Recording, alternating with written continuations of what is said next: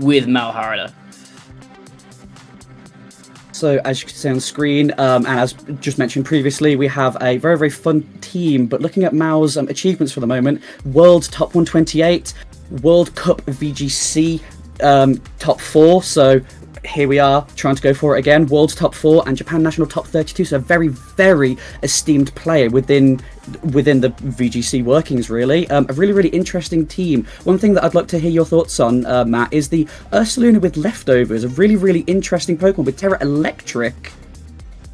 Yeah, it's a very interesting take on Ursaluna. Normally you'll see it with either the Assault Vest or the Life Orb item, because Ursaluna, the two things it does are hit very hard and take hits very well on the physical side, but its special defense is a little bit low. So a lot of the time people will either lean into that very aggressive game style with maybe a Life Orb item to power up the Blood Moons or the Earth Powers, or they'll go for an Assault Vest so that it can take hits on the special defensive side better. But this time we see Leftovers, which is an item that I've seen once or twice in Ursaluna. A lot of the time you'll run it next to maybe Yawn. Very rarely do you see it on a set like this with 3 attacks, and no Hyper Voice is an interesting choice on that one as well. I agree. The common spread move that you see to be able to dish across some damage everywhere, break some sashes, isn't currently present. So it's going to be a really, really fun time to see how Mao is really able to make use of that unique set of the Ursaluna. Otherwise, there's similar stuff that I'm sure we're very familiar with. The ever famous loaded dice scale shot Dragonite. We love our speed boosts. Terra Fairy to deal with other Dragonites. Multi-scale being everybody's best friend if you don't know how to break that multi-scale ability. So very, very fun, very, very common Pokemon here that we're seeing with a really standard, powerful core that's very, very hard to break through. Lots of bulk. It's going to be really, really hard to break through for Kenneth with this team. One thing I want to note is the Golden Go set here. We see Terra Stellar Focus Sash, which is very unusual for Golden Go. I imagine this is going to be built to be going fast, hitting hard. It doesn't need to worry too much about bulk with that Focus Sash, but it still has the option to set up. So that is going to be dangerous to look out for, not something that people will normally account for when they're building teams, Focus Sash Golden Go. But let's see what Kenneth Gamboa has to deal with this threat. And here we have Kenneth Gamboa, a very, very nice and somewhat recent series of achievements. LAIC Top 16 was, 1-2 weeks ago? I've lost track of time at this point.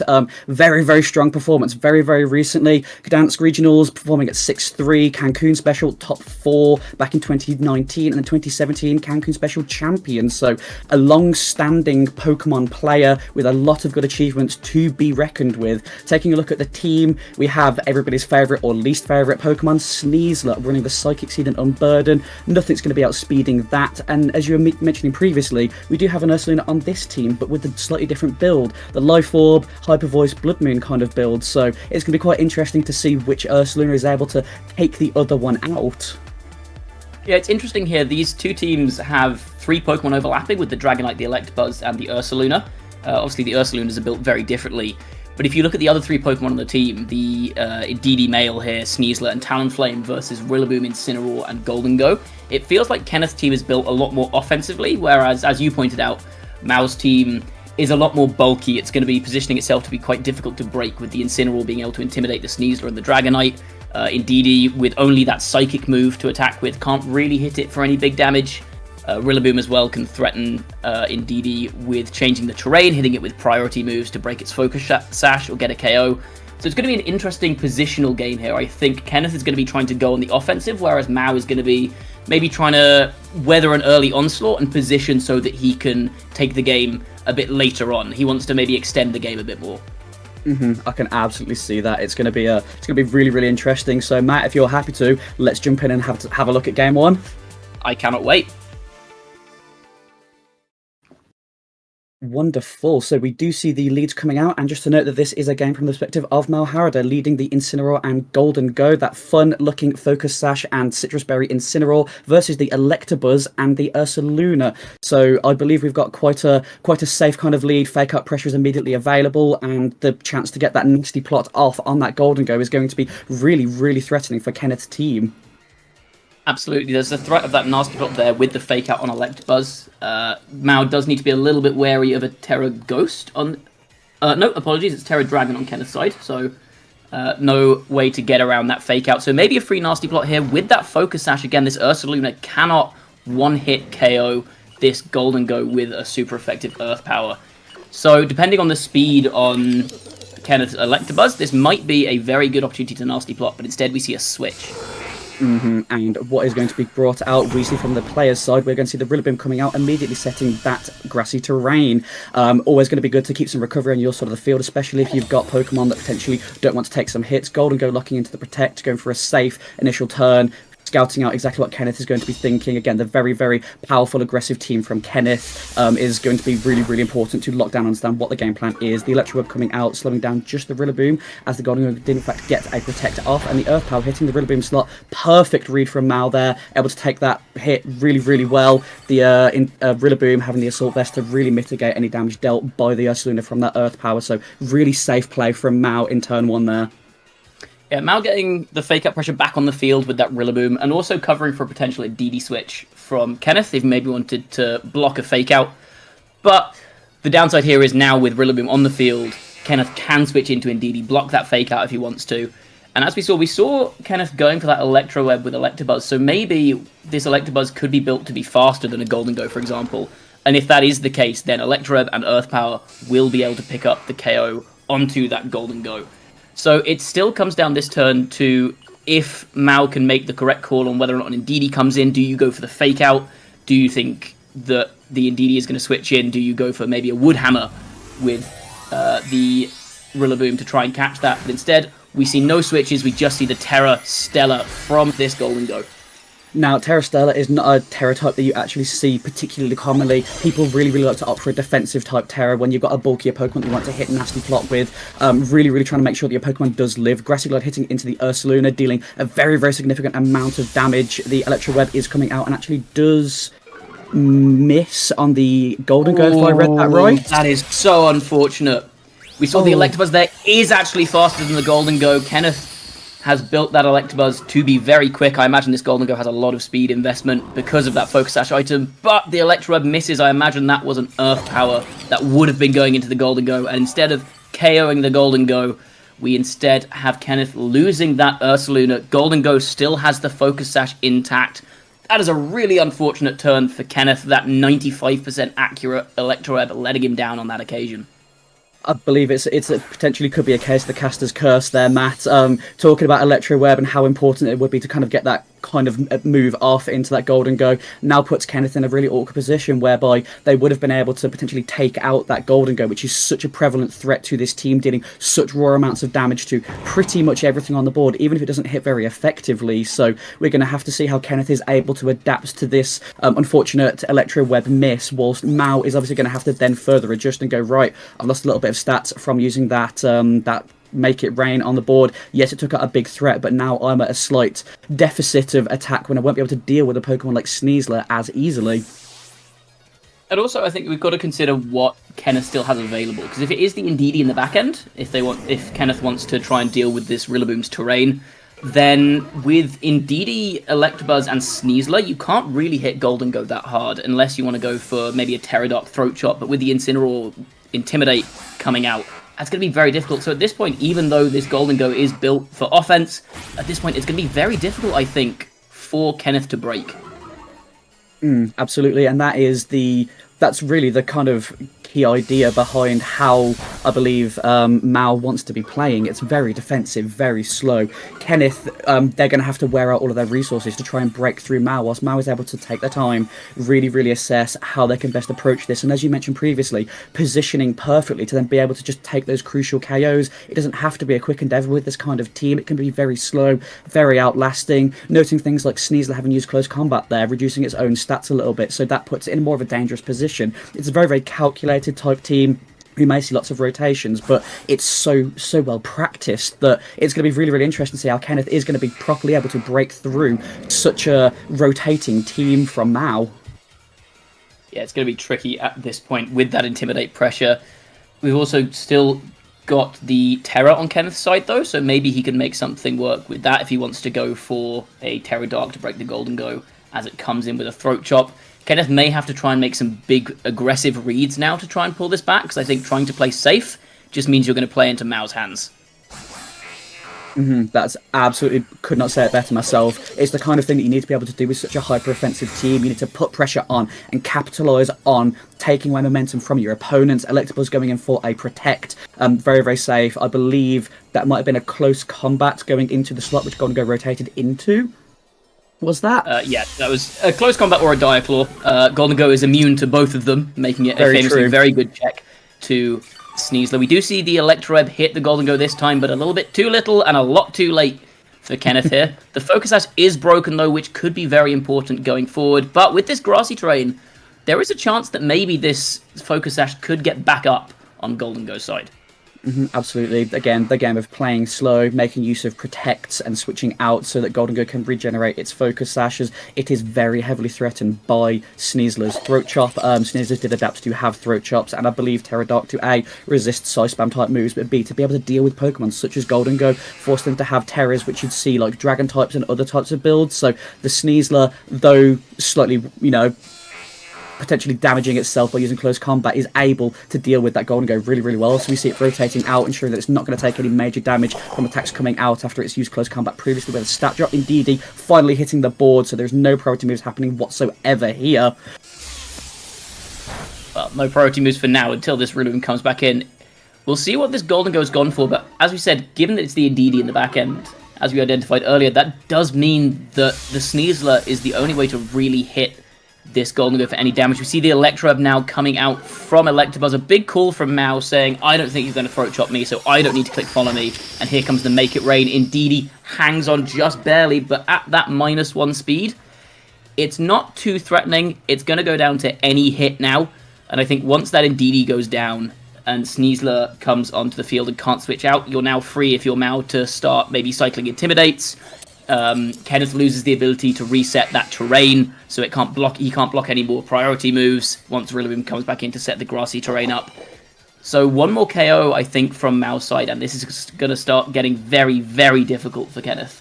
Yes, I do agree. I think the one thing that Kenneth may be trying to pin down is that because of the Sneasler having the Psychic Seed specifically, they want to be able to see their own they're in Sneasler next to the Indeedee to trigger that Psychic Seed activation to A, bulk it up against Mao's team, but then also activate that on Burden, which will then guarantee it outspeeding everything, even after taking a couple of Electrowebs. So we do actually see the Rillaboom coming out, maintaining control of the terrain, not necessarily for the priority moves, but more so just to ensure that we are able to get some key recovery going onto that Golden Go Electroweb, hitting into both Pokemon, reducing Golden Go and Rillaboom's speed. Yeah, and we see the Make It Rain now coming out from the Golden Go. Indeedee on Kenneth's side doesn't have Protect, so there wasn't really a safe play that Kenneth could make there. Switching into the Indeedee would leave a lot of damage coming down on it from that Make It Rain, even at -1. So this is now a very, very difficult situation for Kenneth, because there's no Psychic Terrain up. Mao has Fake Out on the field, has the Incineroar in the back end for all of that Intimidate cycling that we mentioned earlier. So we could see something like a Fake Out into the Sneasler and switch in Incineroar just to start whittling it down slowly. There's so much pivot potential still from Mao. The Electabuzz is not really putting out any damage, and after a couple of Intimidates, the Sneasler isn't going to be either. No, absolutely, and this is exactly the position, as you mentioned previously.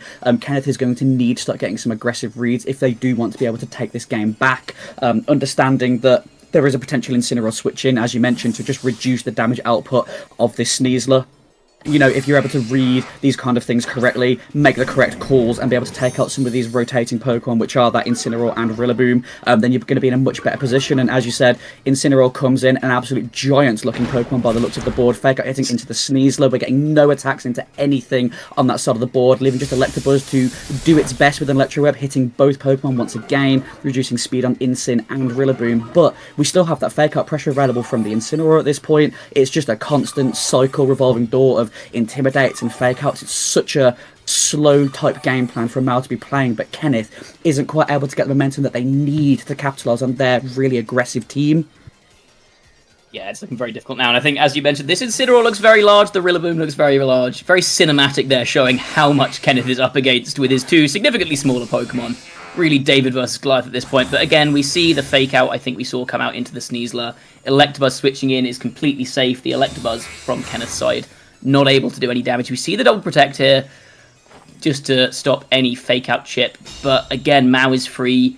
to start cycling yet again. Electabuzz can keep Incineroar's slot safe if it wants to maybe switch back into Rillaboom, get another Fake Out, get another Intimidate down, or it could just start going for damage with Electrowebs. Either way, very, very rough position for Kenneth. But I definitely would not count it as over in any means yet. I believe that Sneasler is the little Pokemon that could. It's become such a key part of so many teams within this current regulation. I do genuinely believe that Sneasler has the power to actually deal with some of these Pokemon, the big threats like that Golden Go. If they get a very aggressive read correct, with a throat chop into a potential switch in, then that could just sway the game entirely, as Rillaboom in itself does deal some good damage, but it's not actually particularly effective in most cases into Pokemon like the Sneasler. So I'm really hoping we're going to see Kenneth going for some aggressive reads, able to swing this game back in his own favour.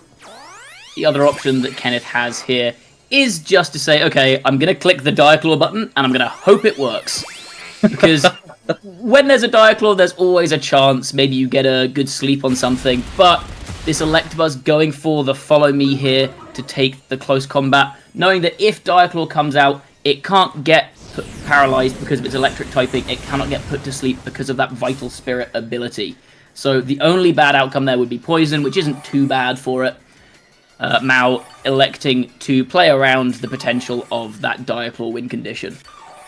Yeah, absolutely. And it's, again, it just goes to show the experience level of both of these players, understanding that you do not want to risk any sort of sleep turns, as it's such a wild card of a basic mechanic in this game. Going for a very, very safe follow me again. Like you mentioned, we are not risking a single chance of any Pokemon falling asleep. Poison isn't the worst thing in the world, as you still be able to outlast the opponent's team with a very, very slow, bulky team like this. So close combat, once again, hitting into that Electabuzz slot, taking it out, but putting Sneasler at -2 on its defensive stats. So even some of the smaller type attacks that we've seen earlier in the game will be doing a significant amount more damage into that Sneasler. Electabuzz, both taken out. Apparently both players do not like Electabuzz, as both of them are fainted, leaving Sneasler on its own versus Mao with their Incineroar, Rillaboom, and their Golden Go, which has been sitting pretty in the back. As you mentioned as well, this Sneasler, having used close combat 3 times there, I think, to take out that Electabuzz, is now very, very frail. Its defense is not looking so healthy. A Flare Blitz from Incineroar will be able to take it out. A Make It Rain or a Terra Stella Shadow Ball from Golden Go will be able to take it out. High Horsepower from Rillaboom. Honestly, even Woodhammer from Rillaboom might be able to take it out. We see the close combat come out. Incineroar does go down, but I have a feeling that this Make It Rain here is going to be enough to pick up this Sneasler after 4 close combats. Even with the Psychic Seed, I don't think that's going to save it here. No, I do believe you're correct, and we do see that Sneasler going down, but I'd just like to highlight that Sneasler is able to take out so many bulky Pokemon. That one shot on the Incineroar, which is naturally bulky, being able to deal with that Electabuzz quite swiftly, it just goes to show the level that this Pokemon is actually at, and the players understanding that, yes, I can take these critical KOs, even if you're trying to redirect me, I'm still going to break through. It just goes to show that Kenneth's team has the sheer power to actually be able to deal with these kinds of slow, bulky teams. So in terms of adjustments, is there anything you'd like to see done differently from either player? I think it's a difficult one for Kenneth, because that game is very, very different if that Electrode lands, because the Golden Go goes down. I imagine that was probably Electrode and Earth Power into the Golden Go slot. And once that Golden Go goes down, Sneasler has a much easier time, because it can very freely start clicking close combat into Rillaboom, Incineroar, or Electabuzz. And it's worth noting as well that Mao had used his Terra on the Golden Go to go for the Terra Stella for the extra damage, which means that there's no longer an option of going for a Terra Ghost on the Incineroar, so there's no fighting immunities or even fighting resists left on the team once Golden Go goes down. So from Kenneth's side, it might be a case of, okay, the game plan was fine, but I just need to hit my Electroweb. Do you bank on, okay, I win that game, or at least I have a very strong position in that game 95% of the time? And it's a very difficult position to be in as a player, because again, I think the strategy wasn't necessarily an issue, but also at the same time, do you have a more guaranteed strategy? Do you have a slightly safer strategy to go for that doesn't rely on that Electrode hitting? No, absolutely. It's always a gamble with these types of really powerful and effective moves. You'll generally find that the more impactful moves will have that reduced hit chance. Draco Meteors miss left, right, and center. Heat waves, and obviously in this instance we've had some Electro Web misses. And I absolutely agree. It would have been a very, very different game. And I do, correct me if I'm wrong here, but I also don't believe that Kenneth used Terror during that match at all. So I believe it was just Mao that actually used Terror, which was on the Golden Go. But we didn't see either a defensive or an offensive Terror come out from Kenneth, potentially because of positioning, Pokemon remaining, or the Pokemon that Mao actually bought. So we could also see a lot more of a dynamic series of events through Kenneth actually making use of the Terror as well. Again, if that Ursaluna stays alive, maybe you go for more Electrobes, you've got the Terra Normal on deck, but we will see how Kenneth adjusts for this game too. Absolutely. So we're seeing a very, very aggressive lead coming out straight away with the Talonflame and the Ursaluna coming out. Talonflame being the fastest thing on the board with its priority Gale Wing. So Tailwind will be very, very easy to set, allowing Ursaluna to just absolutely wreak havoc onto this a lot more conservative lead with the Electabuzz and the Golden Go. Notably, Ursaluna able to hit the Ghost-type Golden Go thanks to its ability. So those Hyper Voices will be hitting both Pokemon if that button is clicked. I think it's interesting here to see that Mao has elected to not lead a fake-out user this game, and I think Kenneth has adjusted to that very well, going, okay, if you lead redirection here, then my Electabuzz isn't doing that much, because I can Electro-Ebb, but then what do I follow up with? So instead he's gone, okay, I'm just going to be faster than you. I'm going to maybe get a Tailwind up, threatening the Golden Go as well with that Flare Blitz. So as we saw once the Ursaluna went down last game, Kenneth didn't really have any ways of breaking through this Golden Go, and instead this time has gone, okay, I'm going to bring this Talonflame with the super effective option of Flare Blitz to one-shot the Golden Go, just so he's got a few more options if something goes wrong again this time. Yes, absolutely, and we are seeing that lovely Terra Stella coming out from the Golden Go, and I believe that will have been a Will-O-Wisp going into the Golden Go, predicting a switch out, if I'm not mistaken there. Again, apologies not understanding the text on the screen myself, but I believe that would be the move that was used that didn't actually seem to impact it whatsoever. No, because we've got the Tailwind up from Talonflame. I'll be honest, I'm not entirely sure what that text was. No, apologies, I missed that one. We see the Make It Rain coming out from Golden Go. Talonflame, with its natural defensive fire typing, resists that hit, takes it pretty well, and now Golden Go is at -1. So it's no longer threatening a potential one-shot on this Ursaluna. I'm not sure it would have been before, but this Ursaluna is now pretty safe to launch an attack. The Electabuzz obviously can't hit it at all with only Electroweb as its attacking move. So a good turn one from Kenneth, getting speed control. Okay, yes, you take a hit on Talonflame, it's now in range of a Shadow Ball, but you can't safely, if you're Mao, go after that Talonflame without risking taking a very big hit from Ursaluna. So I think this first turn in Kenneth's favour.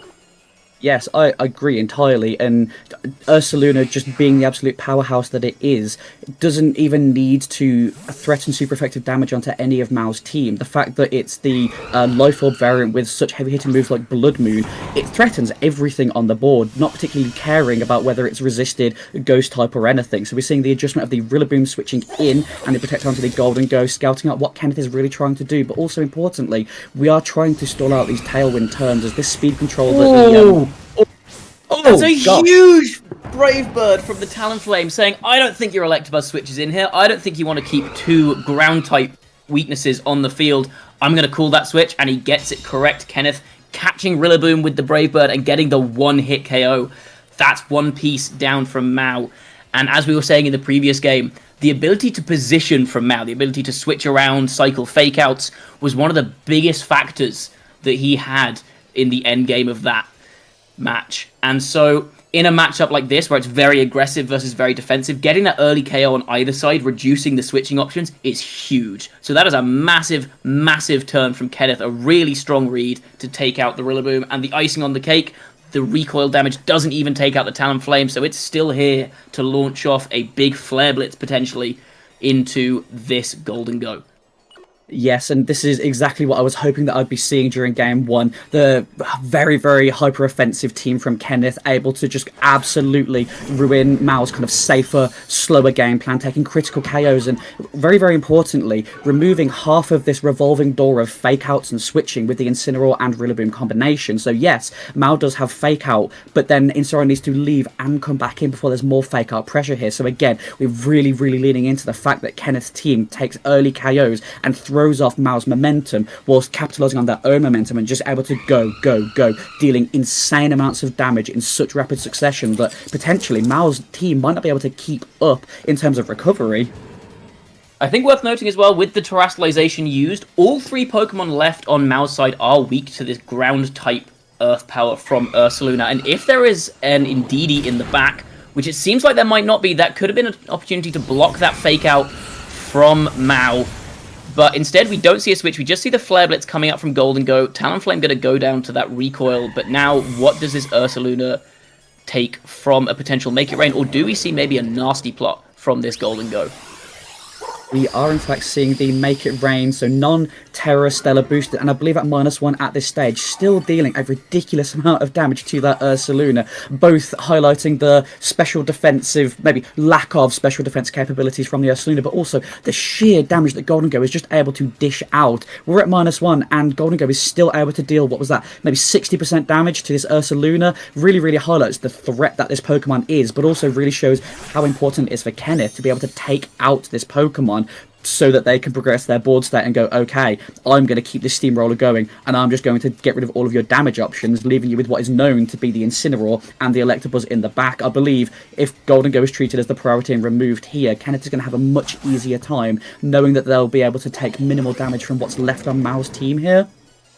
I think the safer play maybe from Kenneth is to go for the Throat Chop into the Golden-Go, and again, without a Terror available on this Incineroar, and knowing the only option is Electabuzz, you can pin the Golden-Go with Throat Chop, force the Protect, and an Earth Power now into this Incineroar slot is guaranteed to pick up a KO here, I believe, with the Life Orb boost.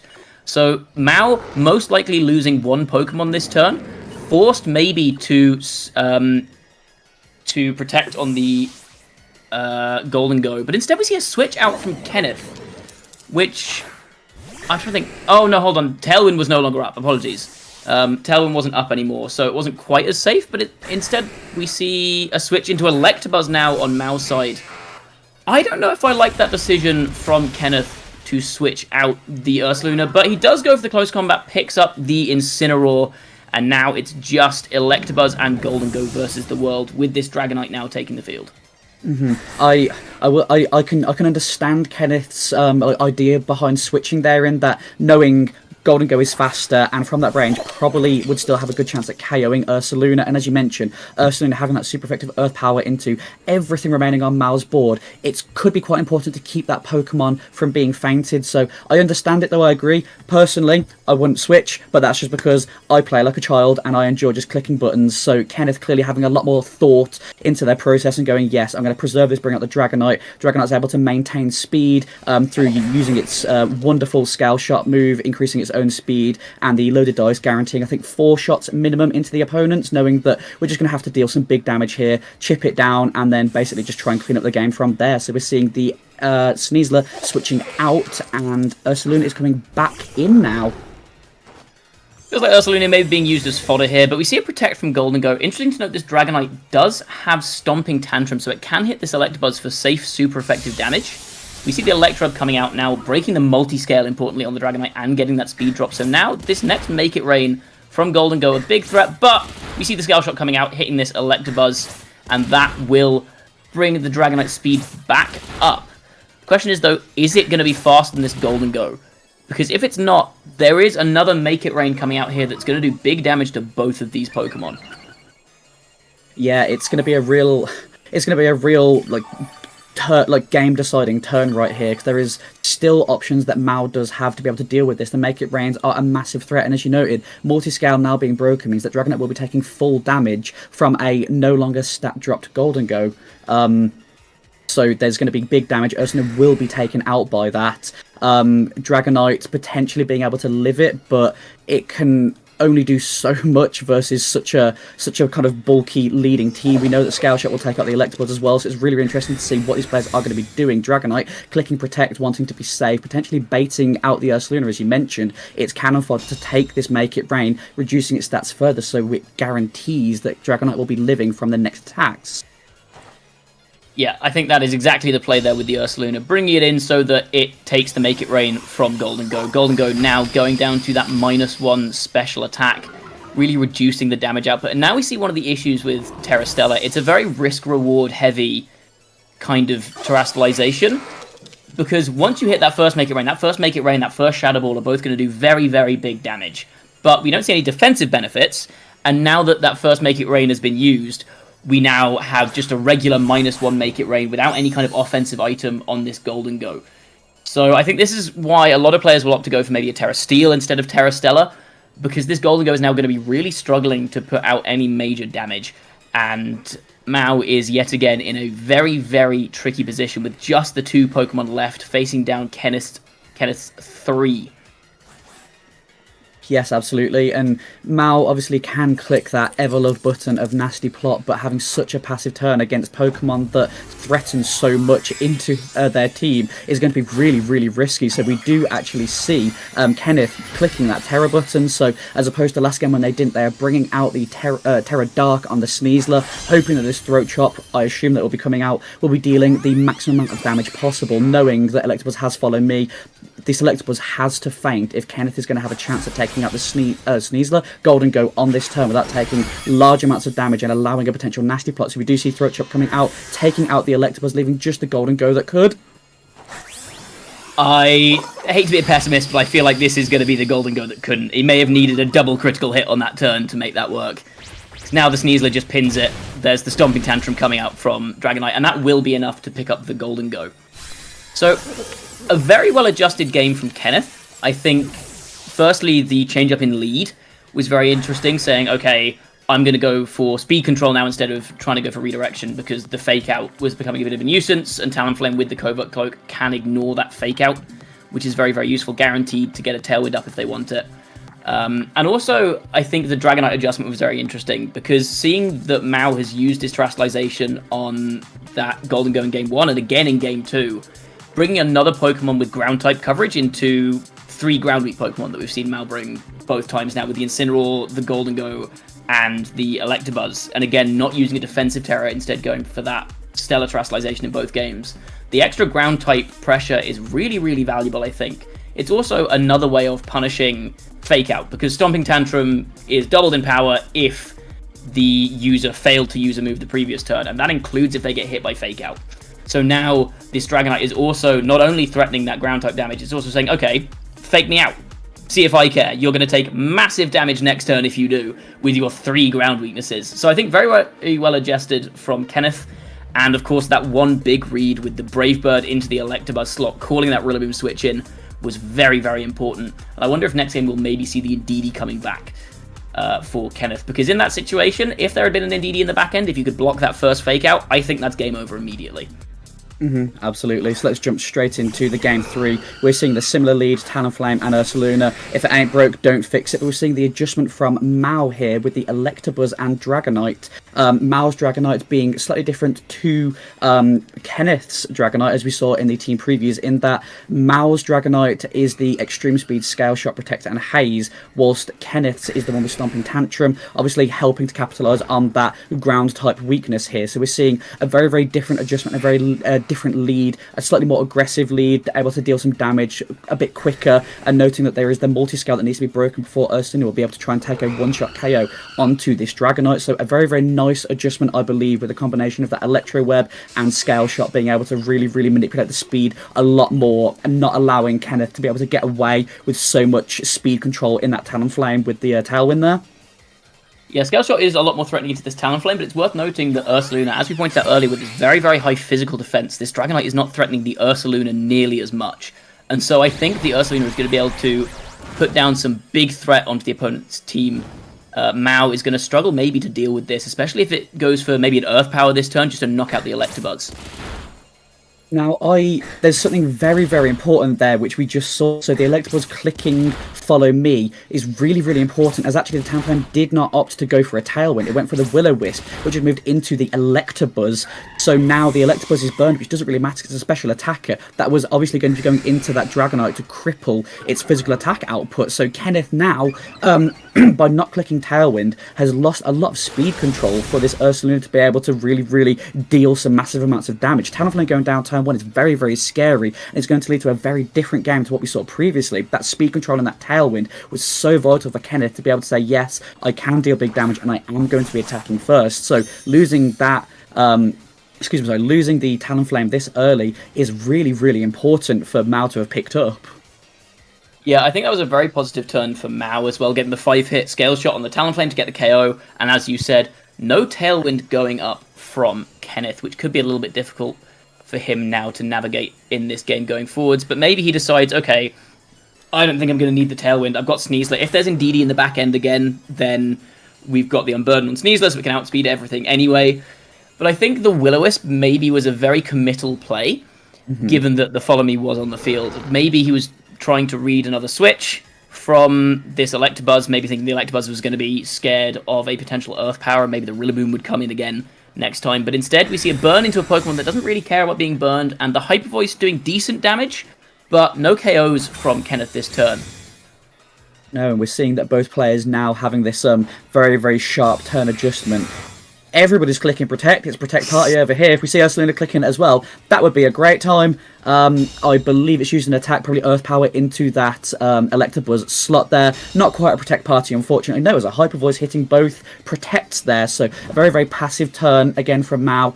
Really wanting to understand what Kenneth's game plan is, where the priorities lie, but the fact that Kenneth actually clicked Protect there as well, Mao isn't quite able to understand exactly where Kenneth's priorities lie in terms of what this Sneasler is going to be doing. So very passively played, but not wanting to give away any information to allow for some very aggressive reading of switches there. So I do quite like that play, protecting on Sneasler, which you know is going to be, well, no, might be faster than the Dragonite as well there. I do quite like that play. The double protect, though, does mean that Mao leaves himself very vulnerable this turn. So something like, I mean, based off the damage that first Hyper Voice did through multiscale, something like a Terra Normal Hyper Voice here could do a lot of damage, maybe potentially getting a double KO this turn. So we'll see if Kenneth wants to go really aggressive here, but instead we see a switch from Sneasler. We'll see what the last Pokemon is. It is the Indeedee again this time. So I think maybe the reason he didn't mind not getting that Tailwind up is because with that Unburden ability, this Sneasler is going to be faster than everything anyway. Yes, absolutely. Everybody's favourite little creature. I don't even know what Indeedee is based off right there, but we're seeing the Scale Shot going into the Indeedee slot there. So Mao believing that their Dragonite will be faster than the Sneasler and able to take a KO there. But what's really happened now is that the Dragonite has gotten a second speed boost from that. So although Sneasler will now come in, its Circuit Seed will activate, but we get to play the game of who's faster, and I do believe it will actually be the Sneasler. Hyper Voice coming out there, not quite enough to take out either Pokemon, so as you mentioned, a potential fun click of the Terra button there may well have taken both of these Pokemon out, so a very, very tense position. With the speed tiers really, really being important here between these Pokemon, the Psychic Seed, the first time we've seen it be activated in this series of games, is going to matter quite a lot with this Unburden ability here. Yeah, it's an interesting one. I think Kenneth could have gone for the Terra Hyper Voice to try and get the double KO there, but he also hasn't seen either of Mao's back two Pokemon. So if there's a Golden Go in the back there, maybe he still wants that Terra Dark on Sneasler to be able to hit that for significant damage, doesn't want to commit his Terra already. So Mao, I think, is playing with information still hidden, and also, unlike the previous two games, Mao is still playing with his Terra available in this endgame for defensive options. So, for example, we could see a Terra Ghost on Incineroar in the back end to be immune to a potential close combat from Sneasler, and also to not be weak to an Earth Power from the Ursaluna. Yes, absolutely, and clicking Follow Me is Electabuzz's favourite thing to do, notably taking the hit from the Sneasler, which does sit as being faster than the Dragonite here. So yes, Electabuzz goes down, but now we're able to have Dragonite do whatever the heck that it wants to here, so going for a Scale Shot into the Ursaluna slot there. I'm quite curious to see hear your thoughts on why we went into the Ursaluna as opposed to the Sneasler with that, as you mentioned, Ursaluna is very, very physically bulky, so I'm not sure if there would have been a chance for Dragonite to actually take out the Ursaluna there. Well, I think the obvious play from Kenneth's side there is just to protect the Sneasler and go for Hyper Voice, right?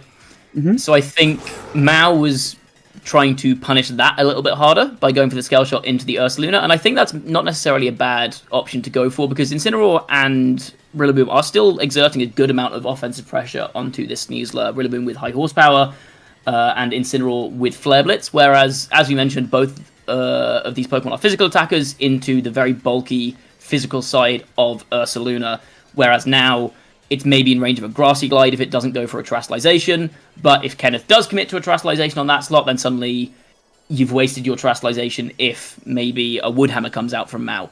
So I think that's still a very fine play, and if Ursaluna does protect there, then there is no way for Kenneth to KO both of Mao's Pokemon.